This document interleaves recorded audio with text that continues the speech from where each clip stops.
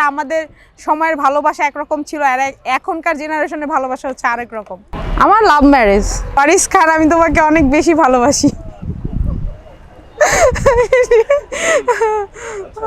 14 ফেব্রুয়ারি আমার মনে হয় সবার জন্যই, শুধু প্রেমিক প্রেমিকের সাথে ভালোবাসা সম্পর্ক তো সবার সাথেই হয়, বন্ধুর সাথে হয়, বাবা মার সাথে হয়, ছেলে মেয়ের সাথে হয়।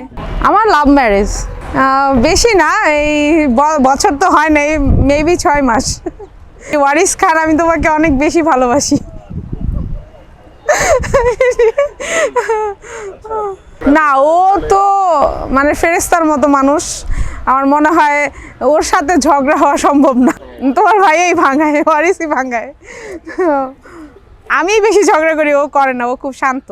আমাদের ভিতরে আসলে প্রপোজ হয় নাই, এই দেখা হয়েছে, দু একবার ঘোরা হয়েছে, এই বিয়ে ওই রকম হয় নাই। প্রপোজ করলো, আমি রাজি হয়ে গেলাম, এই আর কিছু না।